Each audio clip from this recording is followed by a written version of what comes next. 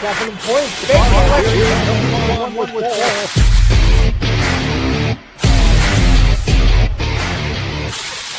There's one. Welcome to Howlin After the Horn, the official behind-the-scenes podcast of the Northern Michigan Warhounds. This is where the pack comes to talk hockey, life, and everything in between. We're sitting down with players, coaches, staff, fans, and the people who make this organization what it is. No filters, no fluff, just real conversations from inside the pack. What is going on, Warhounds Nation? It has been a while since I have done any sort of a podcast. I am going to be being joined by Caden Wurzbacher, one of our forwards for the Warhounds, but wanted to get it going, wanted to kind of introduce myself. If you don't know me, kind of give you an idea of what the podcast is going to be. So I'm Dibs. I'm the owner of the Warhounds, but wanted to kind of do a podcast that broke down how the weekends went, get to know some of our players, get to know some of our staff, some of our coaches, and even some of our fans, depending on how we get this going. So wanted to go live, wanted to do something. It'll probably only be about 15 minutes. I know Caden is about to join us, but thought I'd at least get us live, see how the intro worked. It's something new that I'm messing around with on StreamYard. So I would also like to thank our awesome sponsors for this podcast. If you haven't seen, there's a Loud Cup logo in there. If you have not seen a Loud Cup, they're incredibly fun. Probably about the most fun that you can have with a cup. You can keep everything that you need to drink in there, but also make some noise and really upset some fans if you're in other barns. So a little bit of breakdown for the Warhounds. We're heading into the second half of the season. We are in, I believe, third place in the league. We're right behind the Western Michigan Sentinels, which we are going down to Grand Rapids area, down to Cedar Springs. We're going to go down and we have a doubleheader against them this weekend. So it'll be a good chance for us to really get an idea of what we are looking at for the playoffs, because right now the playoffs are set to start in March and top 4 teams in the division will take it. And once what up, Sam? Once we are in the playoffs, top 2 teams will take it. 1 seed will play 4 seed, 2nd seed will play 3rd seed. So no matter what it looks like, the Distillers have a pretty good lead on us in the Western Division. So it's probably looking like, depending on how the now Toledo Storm, formerly known as the Mobsters, and the Motor City Muskies finish out their season. So they both have some work to do. Obviously, Toledo is going through a lot of different transitional changes between coaching, between all of their players, between all of their ownership. It's definitely going to be an interesting road to see how they go. So they are still in the league. They are still active in the league. So we'll be playing them. We just won't be playing the Mobsters. We'll be playing the Toledo Storm. So their logo, if you haven't seen it, has quite a bit of nods to other places around Toledo. So the Walleye, the Red Wings, things of that nature. So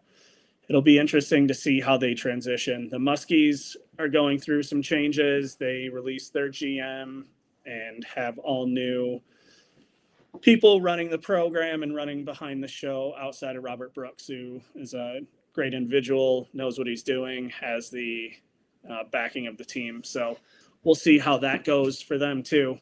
If you're on here and you're watching, feel free to comment. This is new for me, so I might start rambling until I get Wurzy on, but he just got off the ice, so he will be joining us here shortly. But we had a snow day here in beautiful Northern Michigan, so a couple of the boys, and then it's Martin Luther King Jr. Day, so a couple of the boys got in a little bit of open skate over at the Sportsplex, who's been an incredibly great supporter for us too. If you're in the Northern Michigan area and looking for something fun to do, head over to the Sportsplex, get some skate on. They've got pickleball courts in the summer. They've got pickleball courts inside, so it's a good place. And then once you're done with that, head over to our other sponsor, over at Landing Zone Bowling Alley right next door. So they're also a huge supporter of us. And it's where we do all our watch parties, where we do everything like that. So I appreciate anyone who is tuning in and will watch this later. It's definitely an interesting thing to get it going. And like I said, we're just waiting for Caden to join.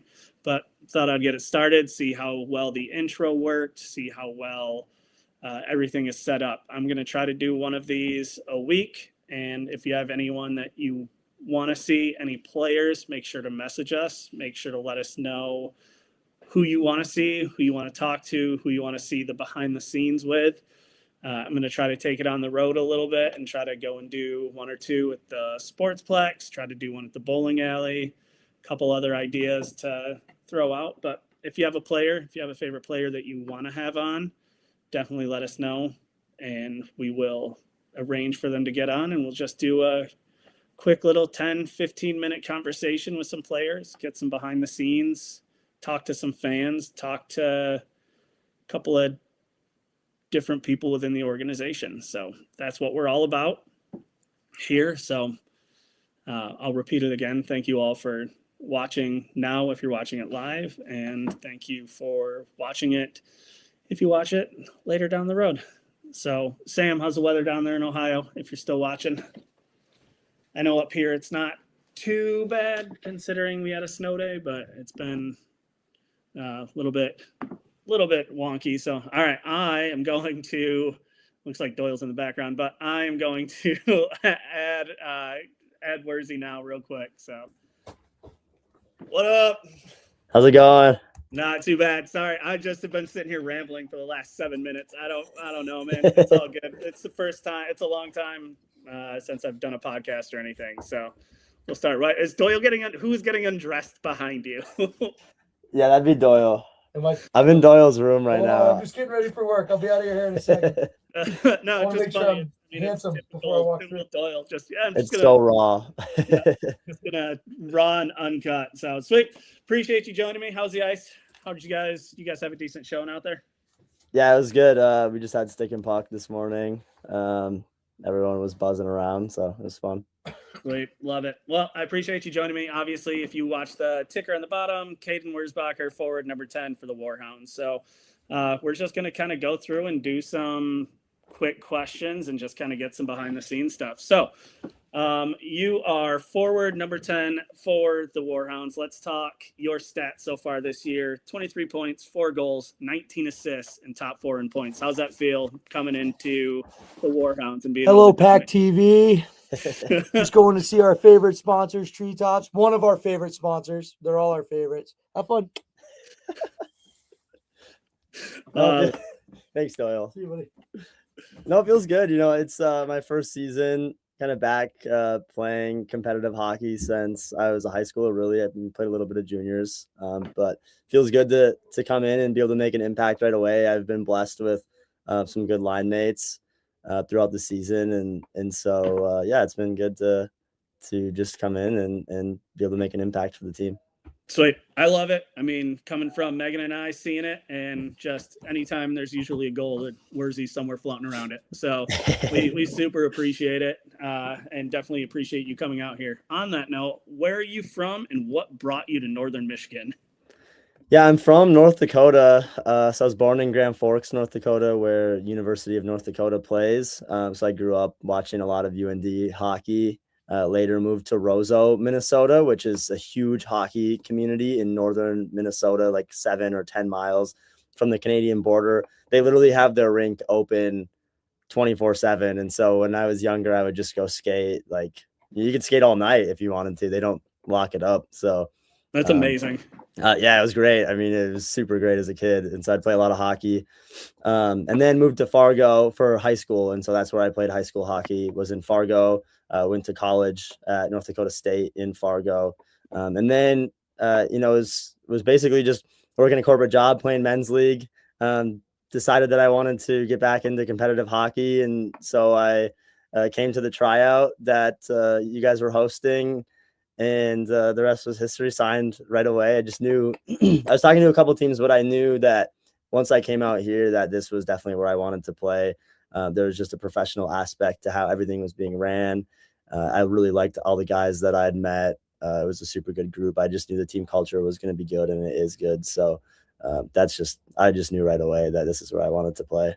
Yeah, I mean, you're the testament to you never know what's going to happen. I got a message on our website that said, Kate, like, just had all your stuff listed, like, oh, I wanted to come up for your tryouts. And I'm like, I know nothing. Usually I'll go through and I'll scour YouTube or I'll scour EP or I'll do that. And it's like, you know what? We're going to take a shot. Hey, that's There's nothing there. That was like a wild card. No, it was a super wild card. And I've had a couple other players that have come through and talking to the coaches, and they say, well, there's not anything on EP. I'm like, yeah, there wasn't anything on EP for Wurzy either. And look at that. So you got to give people a shot. And I think that's what this league and this team is about, is giving people that opportunity they might not get because they don't have too much is based on EP and YouTube and social media now. So it's all about getting that shot. So we're glad you showed up here. We're glad you came out and all that. So on that, you relocated to Michigan. You were living down Grand Rapids area. What's that been like? I'm assuming you're working remote type deal. Is that what you're doing out here? Yeah, yep. I work remotely. I got my master's degree in data science. Now I work as a data analyst. And so it's definitely easier for me just kind of having a full-time job to live and work down there. So I just have kind of some of the resources that are helpful for me. And so, yeah, I mean, I live downtown, so I walk to the gym every day. I play in a men's league down there just to get some ice time, go to stick and puck whenever I can down there.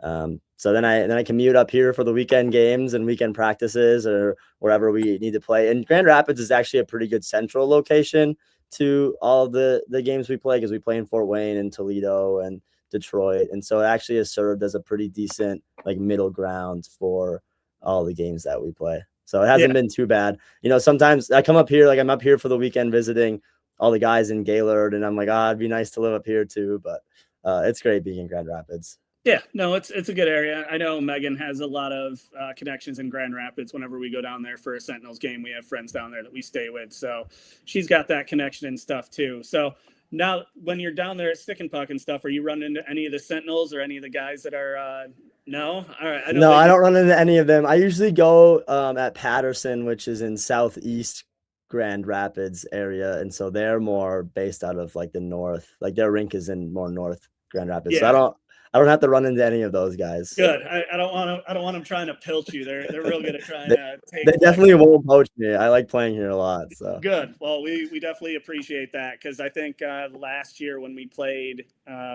West Michigan the first time, they had more former battlers on their team than we did on ours. Like, it was just the head coach that I fired went to there, so brought a bunch of players with him, and it's hockey drama. It happens. It is what it is. So yeah, absolutely. I've learned there's a lot of hockey drama in these lower leagues. So much. It's ridiculous. Like NDA, man, no drama allowed. I hate it. Yeah, right. So you don't have too much of a commute this weekend. We're playing in West Michigan. We're playing the Sentinels. We've got a decent record against them. Anything you're feeling, anything that you're bringing to the table against these guys? I know we've beat them in their barn and in our barn, so I feel like we're ready, but I always like getting the players' takes. Yeah, absolutely. Well, those are basically home games for me. They're nice when we play in West Michigan for me. But yeah, we had a couple losses to them early in the season. One was in preseason, one was our first regular season game. But since then, I don't think we've lost to those guys a single game. We have a lot of games coming up against them. I think, quite a few in a row, really. But yeah, I mean, it's always fun playing those guys. They play physical, they're fast. But I think for us, if we stick to our game and we're passing well, and we're playing in position and we're keeping them wide, there's a lot of things that we do well against them that I think we match up well against them. And so I think for us, if we just stick to our game, we'll continue to have success playing against them. Love it. You mentioned physicality. You are a smaller player as much as we don't. You are a smaller player. How do you adjust to that? I mean, when you're your size going against, I mean, some of these guys are 6'3", 6'4", and all that. I mean, it's you buzz around them. I mean, without a doubt, you find a way to get around them, and not only that, get under their skin by just being you and scoring and assisting and stuff. We've obviously seen that. How's the nose doing? Yeah, well, I tend to draw some penalties. and I do like getting under players' skin, when it's needed for the game. And just to kind of get our guys going and draw some penalties and whatever else. The nose is good. It's broken, but it's healing. So, yeah, but I've been trying to add just that physicality to my game, putting on some size. I've been bulking up and putting on weight as the season's been going on.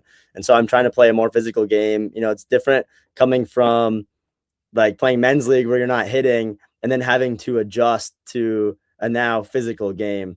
And so, I played in good men's league because I was in Minneapolis for the last year. I was living there. And so I played with some really good guys. But when you're not hitting and then you come and now you're trying to play a more physical game, it took me a few games to kind of get that layer of physicality back into my game. But I think just the last 3 games I've been trying to ramp up that physical play. And I think especially against West Michigan, we have to be able to be physical with them and play to their level of physicality. And we've done better at that as the season has gone on. Yeah, no, absolutely no. And we've seen the adjustment. We've seen you not just get under their skin, but to be able to kind of bring that more physical aspect to it. And obviously it's big in this league and against all the teams. And I know the league's trying to get rid of all the goon crap that's going on and all that. So they're doing a little bit absolutely. of a job of it. Yeah. So the league has done a really good job. I've been impressed with the way the league has handled a lot of the suspensions and just their messaging on everything around cleaning up the league. Because I mean, really, if you have a lot of this goon stuff and enforcer stuff and just some of these, things that are kind of more illegal plays, it doesn't help the league attract good talent. You then just attract more goons if they're enabling that behavior. But they've done a really good job of kind of going after some of that behavior and trying to make the league really more of a developmental league where players can come and play real normal hockey, not have to fear for some of that type of behavior. And I think it's just good overall for the league. And you've seen the skill level of this league is actually a really high skill level. And I think it's just because of the way that they've been handling some of that suspension stuff. Yeah, no, absolutely. And there's a lot of people that are like that when they see the suspensions, they give us, oh, you're going to keep suspending the entire league. No, we're just trying to clean it up and let people know, like, we're not going to take it. I mean, issuing match penalties for spearing and just this unnecessary stuff that people don't want to see, because you're right. We want to be able to be that funnel to where, I mean, a good example outside of our team is Parker Rutherford, who is a goalie for Summit City, just got a Fedwin with PD. So, yeah. I mean, it's just seeing that developmental phase, and it's hard to tell a team, hey, you send us a player, we'll send you a player. And it's hard to say that when their fear of getting hurt and all that. So no, we definitely want to keep the development going. And I've told Megan and I have talked about it. I've told other players, like, if I have to rebuild a team every year because I've got 5, 6, 7 call-ups, I'll do it every year at the drop of a hat because it's going to build that pipeline we need to. So for sure. Yeah. So awesome. Good deal. A couple of lightning fire questions and then we'll let you go, but just fun talking. Music in your headphones pregame. What are you listening to? Usually EDM. I'm a big EDM guy. I like drum and bass, which is like a subgenre of EDM. So I'm always going with the EDM. I always have the headphones in too, for the most part. Some guys, they like the locker room music, whatever is playing, but I'm definitely like AirPods in, noise canceling, always bumping the EDM. So love it. Pregame meal, anything?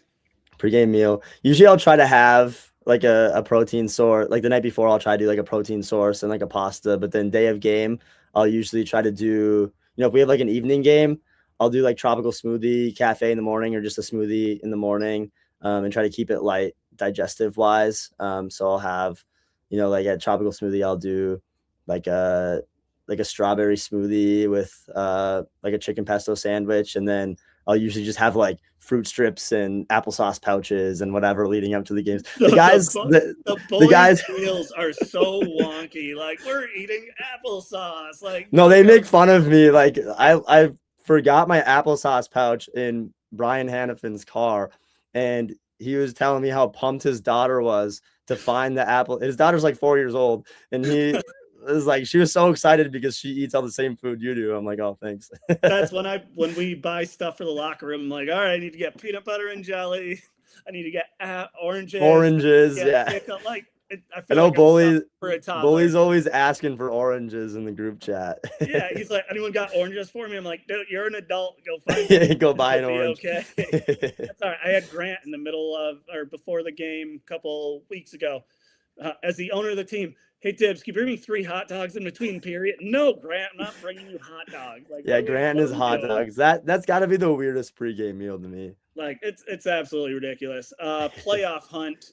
Obviously, we are right there, second, third. I have a feeling it's going to be against West Michigan because Summit City is going to be hard to catch. What's the mindset in the room? How's everyone feeling? How's everyone? We're at the middle of the season, and a lot of times you get that mid-season breakdown where people start butting heads, things start happening, things start breaking down. How are we feeling in the locker room? Yeah, that's usually like teams I've been on in the past. It's hit or miss, but that's how it's been. I feel like a lot of times is people start clashing and everything, but definitely not what we're having on this team, which is impressive given that a lot of the guys live together. You'd think there'd be more clashing and butting of the heads, but the chemistry is really good. The room is really good. The culture is super good. So I think for us, and just the fact that our trajectory, like as the season's gone on, we've been kind of getting better and better as a team. And so I think if we can continue that trajectory and carry it into the playoffs, like we're going to be a team that's going to be, pretty difficult to face in the playoffs. And just especially, I know that there's another level that we can bring to our game that we're getting to, just this trajectory that we're on. And so I think we're going to be a scary team in the playoffs if we can keep doing what we're doing. No, I agree. It's definitely, you guys proved this weekend that you can essentially get beat, get angry, and not, I call it the Ted Lasso, the be a goldfish, the 5-2 loss. Yep, that sucked. And then come back and go 9-1. Like it's a whole different team, but it's proof for you guys that you're just continuously pushing through, not letting it bother you, and just absolutely coming out with a vengeance. I mean, you could tell, pardon my language for any children, you could tell you guys were pissed when you came back out on Sunday. Like you had something to prove and you did. Absolutely. And just the room was different on Sunday. Like Saturday, I don't know that we were as focused. You could just tell in the room that like this isn't the team that we need to be. And then I think that we all just reflected after that game together, and we just knew what we needed to do the next day. And so I think that was really like a good experience for us to have in the regular season. So we know what we need to do in the playoffs as a team, and just the mindset we need to have in the locker room before the game. I think that was just a really good experience for us to be able to come and do that. And then also just our ability to rebound, and knowing that we can rebound like that, and having just a case study really for the playoffs. If we go into a playoff weekend, and usually it's 2 games, one of the weekends. And it's for us, it might be, for the 3rd seed, it's going to be a road game. It's going to be 2 road games in a row, I think is how it works. And so if we lose the first game, we have to be able to rebound. Otherwise, we're not going to have a game 3 in an early series. So I think for us to be able to point back at this last weekend and say, hey, look what we can do in a game 2, I think is good for us going into the playoffs, just to be able to get our mindset back on track if we do lose a game 1. Yeah. I mean, that's sports. I mean, that's sports in a nutshell. You could have a high potential championship winning caliber team get absolutely smoked. And it's just, every game is different. It could be a different mindset. It could be you just had an off day. You could have, look at baseball is a huge thing. I grew up in baseball. You could just have an off day, be in your head, and not be able to be yourself and be the top of the line. And then the next day it's a whole different ball game. So I saw that. We had a doubleheader a while ago at the Sportsplex, and the Saturday game was, all right, this is okay. This is what it was. And then the Sunday game, when you guys hit the ice, I was up in the crow's nest and went, oh crap, this is a whole different team. Like the energy was just so much more there. So definitely appreciate you guys being able to do what you can do. I know here. Yeah, go ahead. I know the Toledo game, the Toledo weekend was like that, where we played pretty good the first game. We still got the win. And then the Sunday we came out and we were just on our game. And I think that's the game. That's the game we can play. Like when we're all on our game and we're passing well and we're doing all the right things, like we're a scary team. We were on a Christmas train on Sunday. Megan and I and Lennon and Megan's mom were on a Christmas train. Everyone else is focusing on the Christmas magic. Megan and I both had our phones up watching the game, commenting, yelling, like woke up some kid with a goal horn. And yeah, it was a blast. Luckily, there was enough of it. Becky says, you guys were my 6-year-old's first hockey game experience. Now she's hooked. We love coming and watching and helping out where we can. We love how interactive y'all are with the kids, asking for autographs and just down to earth. It's a fun time and we really enjoy it as a family. That's huge. It's one of the biggest pushes that we want to do here. And we wouldn't be able to do it without you guys, how you're interacting with the fans, all that stuff. I think it's your grandma, great aunt, who someone comments on or sends us messages on Facebook, and we absolutely love it. I mean, it's what we're building as a community. They had hockey here a couple years ago, and it just kind of left interesting moments for a lot of people, but the Warhounds have been different, and a lot of that's all thanks to you guys and how you handle and work with the fans. So appreciate that. And how have your fan interactions been after games and things like that? Yeah, absolutely. I mean, it's totally about the fans, right? If it wasn't for the fans, I think we'd all just be playing men's league together, like some high level men's league. But it's fun to be able to do this and have people come watch the games, and everybody's super nice to us after the games. And it's great to just meet people in the community and everything. People are really excited about Warhounds hockey. There's a big fan base on the Facebook page and people commenting. And I know like our Warhounds Air flight post, there was a lot of people commenting who they'd want to sit by. Oh yeah. Stuff like that is super fun, and it's been great to meet the fans and just be, just get more integrated in the community like that. Especially for me, not being in Gaylord, it's great to meet people after the game, and you see like names on the Facebook posts in the comments, and so to be able to put a face to the name is really cool. And just the kids too, like the kids love it. They always like when we break sticks, so they can get like an autographed broken stick or something. So, and we love interacting with all the fans and everything. So yeah, absolutely. And I think that's the one thing that people don't really realize, or especially players coming to this level and starting to build out the relationships with the fans. To you, a lot of these kids, to them, you guys are NHL stars. Like you're a professional hockey player. You give them autographs. Like they would very much rather come to this where they can be up close and personal and get to meet you guys and get to know you guys and run into you, not you when you're not up here in Gaylord, but run into the other guys while you're hucking tubes, when they're hucking tubes down at treetops and doing all this stuff. So it just creates this awesome thing. So a couple last things and I'll let you go. What do we got? Pre-game traditions. Do you have any specific pre-game tradition? I know some people dress right to left, do some weird wonky stuff in the locker room. Yeah, I get dressed the same way usually. I'm usually kind of one of those guys that is getting dressed like at the last minute. So I'm doing all my warm-ups. And then it's usually Ant and I are the last two to get all of our stuff on. And so I'd say that's kind of like a pregame tradition. I always use sock tape. So there's little things like that where I'm always doing the same thing every time. I don't have anything too crazy. I know there's guys that have kind of like their superstitions and stuff. Oh yeah. I guess one is Hannafin and I, we usually ride together because he also lives in Grand Rapids. So we'll ride up together to Gaylord for the games. We have a special parking spot. It's like one of the worst spots in the lot because the light post is like in the middle of the spot. But my logic was that all the goals are still left there because nobody parks there. So we park there every time. And every time we've parked there, we've played pretty good. So that's logic. We'll have to start blocking it off and make it the Worzy Hannafin. Yeah, exactly. Spot. Like a reserved sign in the parking spot. We'll put one with just your guys' face, like a rotating face on it for you so that no one parks there. Let's do it. Sweet. Love it. Last question. You have been selected for the All-Star game for the APHL. How do you feel about that? Excited about it? It's something new for the APHL, so it's baby steps for us. So we're not 100% sure how it's going to go, but we're excited to have some of our Warhounds on the team.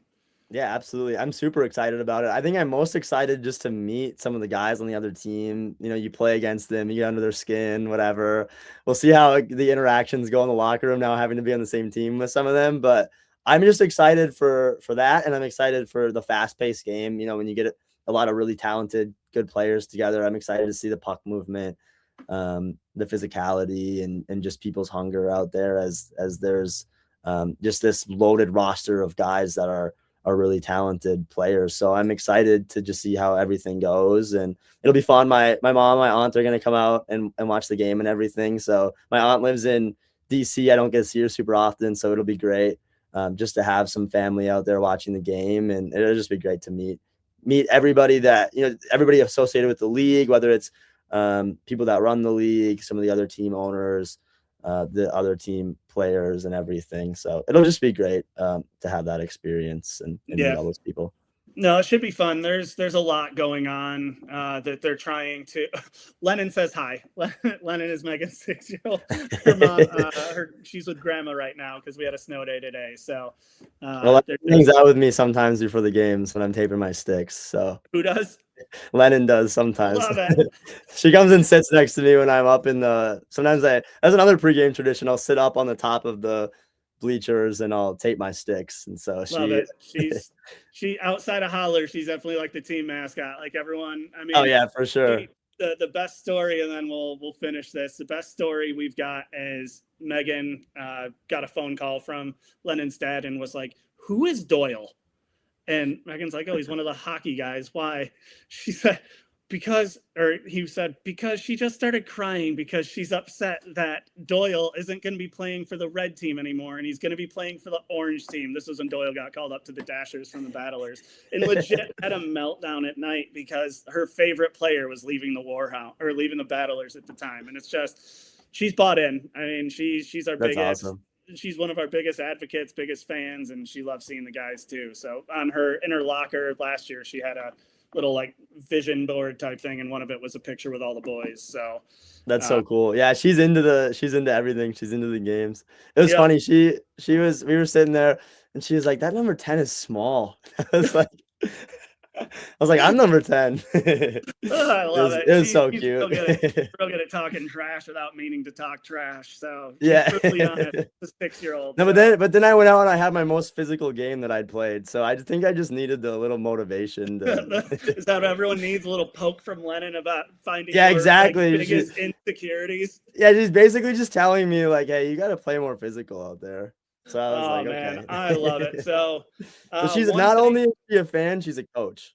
She is a coach. We've talked to some of the coaches before. We're like, do we need Lennon to come in and give you guys a pregame pep talk? Like, she'll tear you apart. She should do the starting lineup sometime. It'd be funny having her try to read names. I can't even read half the names. So sweet. Well, we appreciate you coming on. If you had any advice for anyone coming up in hockey, Megan said she's dying to get in the locker room for a pregame hype talk. Maybe we'll have to do that at we got to do it. Next doubleheaders we're coming up for. Maybe the school day game. 100%. That'd be perfect. We'll get her to come in and do some pregame hype talk. So can we get Johnny on the ice? Sure, we can get Johnny on the ice for one of these things. He's a trooper. He appreciates us. So if you had advice for anyone trying to break into hockey or even trying to start hockey, what's some advice you could give some of these littles or even some of these guys trying to get to your level? I'd say just take advantage of as much ice time as you can and use it intently. So when I was younger, I would just go and skate around, and it's good to have like a creative, just to go out there and mess around and do things creatively is super good. It's also useful to just kind of watch what the pros are doing, especially the younger pros, because they're kind of doing the things that are on the cutting edge. They had really good training as they kind of moved up the ranks in their hockey development. And so there's some interesting things that younger professional players do that you can kind of try to imitate on the ice. So even this weekend when I'm out here, I'm watching some of these things that pro players are doing, and I'm trying to do them over and over and over again until, you kind of figure out how to do it and you have it down consistently. And so that's something that I would recommend. But for people that are really new, it's just repetition. It's getting on the ice as much as possible, whether it's on the pond or outdoor rink or stick and puck or open skate, even just as much as you can get on the ice as possible, the better of a player you're going to be. Stick handling off the ice, that's a great thing to do. I'd say, if you love it, just keep doing it. The more you like hockey, the easier it's going to be to become a better hockey player. And just watching hockey and being a student of the game as well. That's something that I've been trying to do a lot this year just to improve my game is watching film and watching the NHL and just trying to learn as much about the game as possible. And I think all those things kind of work together make you a better hockey player. Love it. Well, appreciate it, Wurzy, as usual. Glad you were my first guest. It's always fun to sit down and talk with some of you guys, and not really, we're so chaotic on game days, so I don't get a chance to sit down and talk to a lot of you guys and all that. So we went a little over 15 minutes with 35, but it's just fun talking to you guys. So I appreciate you. Good luck down in West Michigan this weekend. Doubleheader. Let's bring home 4 points, rocket us into second, and kind of go from there. So appreciate you, and yeah, have a good day, and appreciate you. Yeah, thanks, Dibs. Sounds like a plan this weekend. Appreciate you, Wurzy. Yeah, thanks.